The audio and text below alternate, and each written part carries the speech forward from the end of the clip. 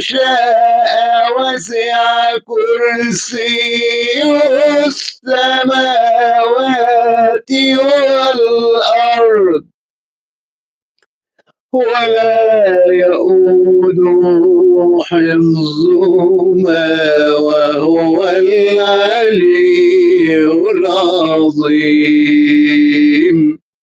صدق الله العظيم.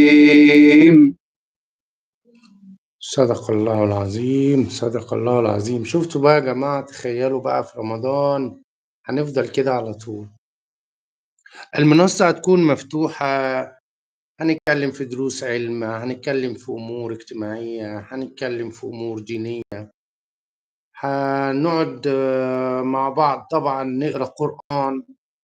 الجو هيكون جميل يعني، هيسعدكم. يعني احنا دايما نحب نلخص المواضيع بتاعتنا، يعني مش نحب نجيب الشيء المفيد مختصر. يعني إذا كنا احنا بنتكلم على الأصالة والصدق، وبعدين انت الواحد يقول لك ايه، طب انا هستفيد ايه يعني؟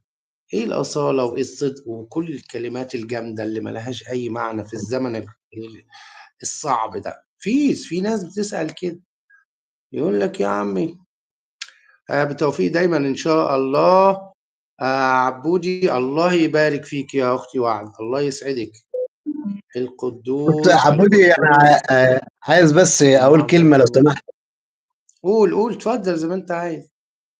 انا شايف كل الكلام اللي الجماعه بيقولوه قبل كده اتقال لي كذا مره، وفي كل مكان بيتقال لي كده. انا بس عايز افهم اخواتي ان او ولادي ان في معلومه مهمه جدا بالنسبه لي في قرايه القران. ام عبد الحميد اقرا تعليقي. حاضر هقول، بس انا معلش يا عبودي شوف لي تعليقها ايه. حاضر. ام عبد الحميد بعد قولت اقرا تعليقي، لان انا ما كنتش مع الكومنتات.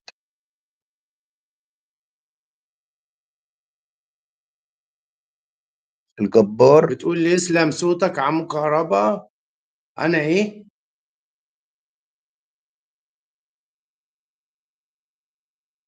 فين؟ يسلم يسلم صوتك صوتك عم عم كهربا. كهربا. انا انا توتهم رحمة، توتهم على رحمة على عمتك الله يرحمها، اللي كنت انت على اللي مرات كنا، عمي. وعلى مرات عمي وعلى ابن خالتي. ينفع يا عم كهربا؟ ينفع اقولهم لك تاني عشان على روحهم يعني. اللي هم ايه يا عم كهربا؟ اللي هم يعني النية بتاعتهم يعني في القراءة يعني تكون على روحهم يعني. حاضر. تمام تمام. حاضر. وبعدين هقول لكم اللي انا كنت عايز اقوله يعني. لا قول براحتك، تيتا عزة منورة.